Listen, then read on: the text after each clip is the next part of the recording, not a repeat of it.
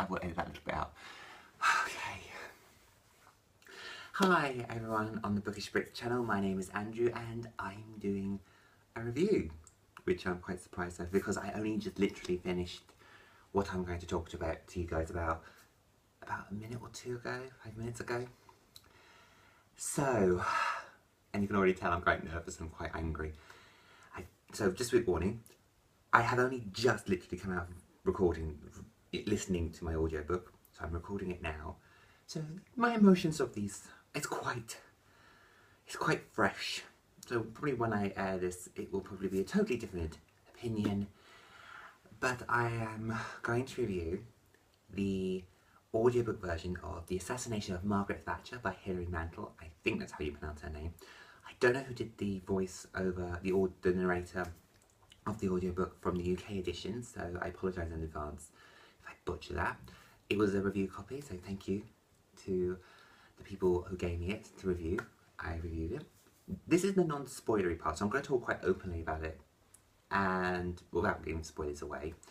And then I'm going to, go away for a few seconds, come back, and then it'll be quite spoilery. But so, unfortunately I don't have notes, but the Assassination of Margaret Thatcher had 10 short stories in it, including the title one. And my instant response is, I was really disappointed. I was so disappointed and incredibly frustrated with the stories as a whole and each story separately. I don't think I had high expectations, but I had expectations because Hilary Mantel is an award-winning author. She for Wolf Hall, Bringing Up the Bodies, and she's highly respected and highly So I was like, so when I was asked to review this, I was like quite excited. Like, I can see what everyone's talking about. I can see why everyone's so gaga about her writing. It wasn't what I was expecting, and because of that, and I didn't like her writing style. I didn't like the narrator. That was a big thing for me. I didn't like the narrator, and I thought she was ill-suited. And she always only ever seemed to do 2 or 3 accents, and every accent that she did angered me and frustrated me. It was like I don't know how to describe the narrator to you. I just didn't like the way she always did the person either northern or dumb, or she did it as a normal voice but didn't do it right. It was always they never seemed to fit the story. They just seemed to be there because that was all she could do. She couldn't do. It was just it just set me on edge. I didn't like the narrator, and I didn't like the stories, the way they were portrayed. And I will explain, and I will go into more and more detail in the spoilery part, because I will talk quite openly in a sec. But, yes, I'm not happy. I wasn't happy with this collection of short stories. So, so I don't know whether to give it a 1-star or 2-star on Goodreads. I will decide later on.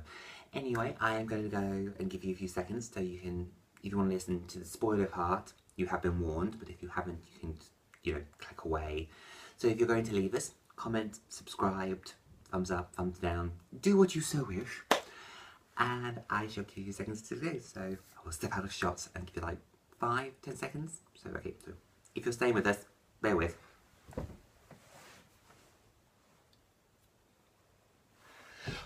Okay, so let's talk spoilery about the stories in general. Okay, let's talk about the frustration part of the books. Every story was frustrating. Every story really got me frustrated because every story felt like it cut off 5 or 10 pages more than it should have been. And you can tell that Hilary Mantel doesn't know how to write short story. This is quite a new field or genre for her, because every story wound me up. Like, for example, there's one called, which is one of the shortest ones, it's called The Long QT. And it basically was a man kisses one of his neighbours, his wife walks through the door of the kitchen, and then suddenly collapses, because she sees this thing and she collapses, and I think, oh, she's fainted. She doesn't, she has a cardiac arrest, she dies because of shock, because she has a undiagnosed thing of the long QT, that's the term for it. And she just, and that's it, that's the story. And you're there going, and what happened to the husband? What happened to the person he kissed? What happened next? And it's the same with, I think it's called Winter Break, where it's about this couple who got married and he doesn't want children, she does, but you know, the woman is submissive because that's what women do. And they go on this winter break and they're in the car, there's loads of, they're going down this mountain road through a taxi man, and the taxi hits something and they think, oh, it's a goat. So the man gets out the car, gets a rock, and we think, okay, he said a goat, and sort of, you know, takes it out of his misery. It's only when they get to the hotel, she looks in the boot, and because the hit was wrapped up in a quilt, and she sees a hand of a small infant. And what happened next? Did they report to the police? Did they not? Did they? What happened? And what happened to the marriage? There was a lot of things that happened, which it could have gone further. It could have been an really interesting start. There was such potential in every single story, and in every single story, she never hit the potential. She never, in my opinion, got to the root. And okay, sorry, I know I feel like I'm ranting, but I am going to rant quite a lot. And there's another one, which is one of the longer short stories, and it's called Harley Street. Now, for those of you who don't live in the United Kingdom, Harley Street is this really well-known London street, which is, you know, quite posh. There's a lot of medical things there. And it talks about a woman who works there. And I got really angry with this one. It's halfway through the story, and I got really, really angry with this one because I don't understand what the point of that story was. And I don't know whether it was... Sorry, I keep bobbing down because I think I'm out of shot. So I think it cuts off my head. Because you, my lovely viewers, I really need to think of a name for you viewers. You are on an era table and 4 books, and they're cookbooks. So you've got Nigella, 2 bake-offs, and Hairy Bikers. So, sorry if I'm a bit out of shot and I keep bobbing down. But I'll try and not bob too much. But anyway, back to my story on Harley Street. I never knew with Harley Street if she was trying to write a story about an older, mature woman, not the main character, but someone there, coming out as being a lesbian, or it was her trying to write a story about vampires. What is it? Is it one or the other, or is it both? And it never got tackled, it never got hit. And the more I think about this, the more wound up I'm getting, and the more angry and frustrated, because I wasted just under 5 hours of my life listening to this audiobook. And every story, and I don't know why I continue listening to it. I got halfway through it and I knew that this was how it's going to go in every single story. And yet I still always thought this story could be different, the next story could be different, and it never was. And the last 2, which is Terminus and the title of the book, The Assassination of Margaret Thatcher, I thought, right, these are the 2 I really want to listen to, because I watched something on BBC iPlayer where she talked about the book, and she talked about these 2 stories, and I mean, Terminus I was really intrigued over, because the premise of Terminus is, the main character's on a train, she's going into London, she looks out the window of the train, and she sees the ghost of her dead father. As someone who has lost someone in their lives, to death, you know, that was died, that to me intrigues me and excites me as a reader. Death as a reader excites me. And as someone who writes in spare time, not recently because I've been quite busy, writing about death and tackling the idea of death, it intrigues me. It makes me wonder, what if? Is there a life after death? And so that story excited me. And of course, the whole controversy of Margaret Thatcher, all these Tory MPs coming out and going, how dare she write this what if story about, you know, if Margaret Thatcher got assassinated. It's just, and so of course, curiosity killed the cat and I had to listen to it. But both of them, pointless. They were it wasn't a waste of time. There was one story in the book that was a complete waste of time, which was, I think it was How Do I Know You? And the first one, which was Sorry to Disturb. Those 2, I just did not see the point of why they were in the book. I didn't see what she was trying to prove with those 2 stories. But Terminus really frustrated me.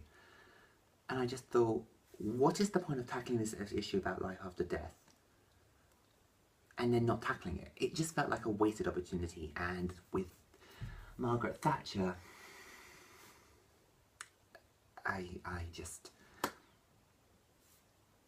no words can describe how angry and frustrated I was when I finished it. There was the point in Margaret Thatcher's story where I genuinely thought the story should have ended here. This was the good place to end it. But she gave an extra few paragraphs, and I thought, you kind of wasted it. If you ended it there, it would be the what if. What if this event did happen? What if? You could have asked so many questions and left up for the reader, but it didn't. Another issue I had, I'm sorry, I'm trying to keep this short, but I'm so angry and so frustrated with this story. There was one story which has affected me the most, and it was a story called The Heart, I can't remember the full title, I think it's called The Heart Will Give Out Without Warning. And I was listening to that, and that was the real story I had the most fury over, because it tackled the issue of an eating disorder, someone having an eating disorder, and I know it's portrayed very differently. It's portrayed from the younger sister's point of view. So the mother, you've got the mother and the father, and you hear this stuff like she's got to go into clinics, they've got to do regular weigh-ins with her, they've got to check on her. But I felt it wasn't tackled. It wasn't tackled correctly. It felt like she was writing this tackle just because she could, just because she wanted to shock the reader. And I just felt like she didn't tackle it with the care, with the sensitivity, this horribleness it deserved. I find that when you're trying to tackle something very sensitive, authors seem to go in one of two directions. They tackle it with its, they're shocking, but it is with the sensitivity and with the respect it deserves, because it is a horrible thing. But if you treated it correctly, you can do wonders with it. You can turn around to someone's life and you can go, I know you feel like this, but you don't, this is not the way to go. And you could change someone's mind, you can change someone's life and their outlook because of it. Or the author will tackle it in a grotesque way and will be, blasé about it. You'll be like, well, I'm going to write about this because I can. And that is how Hilary Mantel, I felt, tackled it. She didn't tackle it with respect it deserved. She didn't tackle it with, I don't know how to describe it, with not the respect and the attitude, but it just felt like she was being shocking and grotesque about it just for the sake of being shocking and grotesque. It was just, the more I think about how let down and angry I feel about these collection of short stories, and no, not angry. Let's rephrase that, because I use that word a lot in this. Not angry, frustrated. The more I get angry, I think about this story, the more I get frustrated. And then, of course, I get frustrated over it, I get angry with it. And that is where it is. And these stories had such potential. They had such potential. The idea of them, each story had such an interesting idea. But they were badly executed. They were badly missed. And I just think, I don't know what to think of it. I honestly don't know how to describe my emotions with these collection of short stories, but there's nothing else I can say, just my reaction to them, and